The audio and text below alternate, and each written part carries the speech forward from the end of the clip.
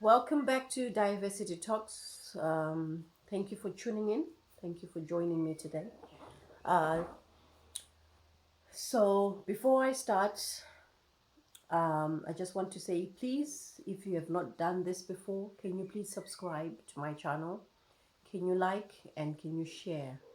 And please click on the bell so that every time I post a video, it will come straight to you, to your inbox. Thank you for joining me once again.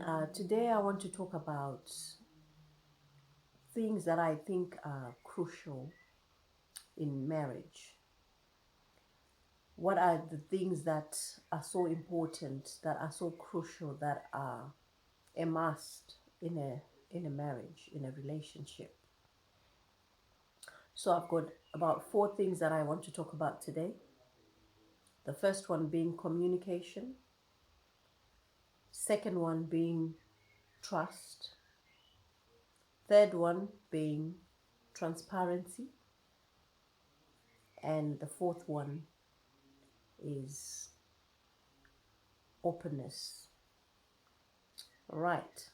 So, once again, subscribe, like, and share. All right. So, why do I think communication is so crucial in a marriage? It's because it's the key factor in marriages. Without communication, you can either have a broken marriage or a successful marriage. And I believe as couples, as married people, we should talk about anything and everything. We should be open to be able to hear each other when we are communicating. And we should always take time and to listen to one another. One person talks, the other one listens. The other one talks, the other one listens. That's how it should be. And we should understand each other, because one person can say something and the other person can take it the way that they understand it. So it's always good to repeat what the other person has said and ask them, you say this, did you mean this? So that they confirm exactly what they are saying, because we take things, in different ways. So let's be clear when we communicate what the message is, what the other person is trying to say. It is very, very important so that there is no misunderstanding um, in communication. Communication is important. Like I said before, it can either make or break a marriage. The lines of communication should always be open in a marriage, because once they are broken, once that communication is broken, it can lead to withdrawal, it can lead to distance between husband and wife. So either you've got a quarrel, you had a quarrel, or you had a misunderstanding, you had different views. The lines of communication should always be open in marriages. Because what I've found out is people get mad after an argument or a disagreement, and then they stop talking to each other. It can be for days, it can be for weeks, and if the gets to the worst, it can go to months and even years. People not talking to each other, and it happens. I uh, I have seen that, and I know it happens. I used to hear people say, "Oh, I haven't spoken to my husband for months," and I'm like, "How do you do that?" But it is possible.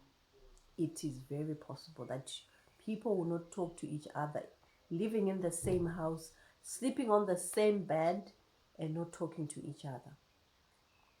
So please, it is a plea to say, don't sleep without resolving your issues, and always keep the lines of communication open in marriage, because it's very crucial. So always be open to each other, always express yourself, always be clear of what your message is, always acknowledge the other person that you are speaking to. All right. And the second thing that I mentioned is trust. I believe that if there's no trust in a marriage, then there's no marriage.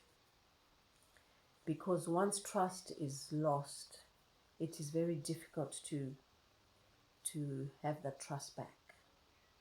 And we have lost trust in our relationships over and over again.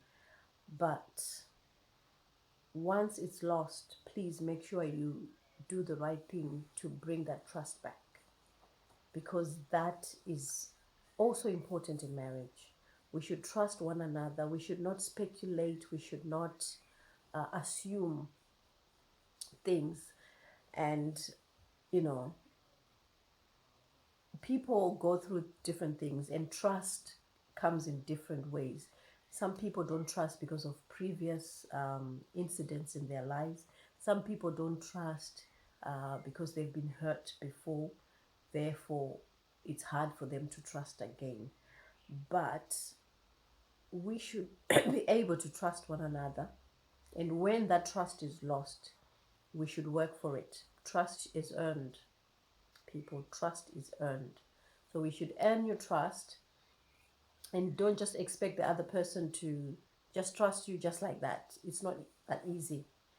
You should work hard so that your trust can be earned back. Okay? So make a note on that. And once again, don't forget to subscribe, don't forget to like, don't forget to share as I continue with this conversation. Thank you to those who are subscribing. Thank you to those who have already subscribed, and those who are yet to subscribe. Thank you in advance. I love you guys. All right. So my third point that I mentioned earlier on is I talked about communication. I talked about trust. Now the third one is transparency. That's one of my favorite. I like transparency. I just like things to be there, to be, clear about what's going on. I like transparent. I don't want to hide anything from my partner. I don't want to do things in secret. So that's why I like to be transparent. And I expect that if I'm transparent, the other person should be transparent to me. So we should have that relationship whereby we are transparent to each other. We should not be hiding things from each other. If you agree or if you disagree, can you please put it in the comments? I just want to hear what you say about this, because this, I think it's a topic, on its own to be discussed about. But just to hear your views, can you please go into the comment section and just put your comments in there if you agree with me or not about transparency, that we should be transparent and we shouldn't hide things from each other. So talk about things, communicate, trust each other, be transparent, put everything on the table to say,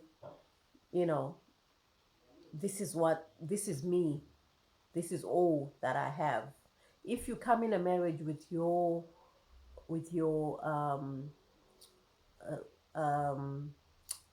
stuff, like properties or assets, whatever it is, just be transparent to your partner to say, this is what I have.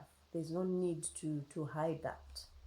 So let's work on transparency. It's hard, but I think it's one of the factors that needs to be factored in marriage. And the last one is openness. Guys, let's be open to each other. Last time I did an interview with my cousin and the husband, my power couple, and Cynthia talked about being yourself. Be open. What I'm saying is be open, be yourself. Tell your other half, the things that you love to do. They should know who you are. They should know how you act. They should know the kind of person you are.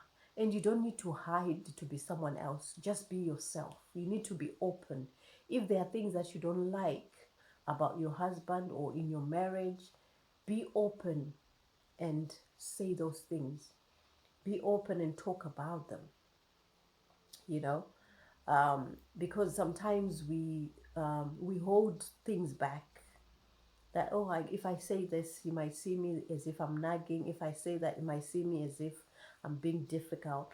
But we need that openness, to be open to say, babe, I like to drink once in a while, maybe occasionally.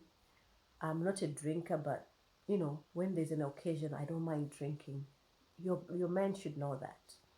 If you are someone who likes to dance, you should feel free when you want to dance. You should not feel you know what's the word? You should not feel like you're put in a corner not to be yourself. Be yourself. Just be you. Even in marriage, be yourself. And I'm sure your husband, they know who you are. Your wives, they know who you are. You got married, and they know what type of person they got married to. So now, why is it that now you're in a marriage, you want to hide yourself, you want to be someone else that you are not, which is wrong. So be yourself, be open. Let's talk about anything and everything. Be open about the things you expect from your husband, your wife. Be open about what you would want in your marriage. Be open about everything.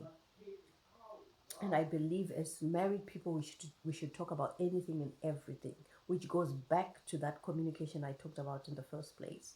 We should be open about anything and everything.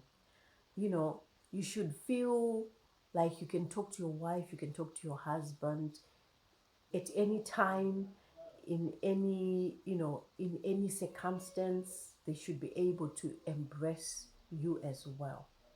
So this is just a small a small conversation that I just wanted to talk to you about today.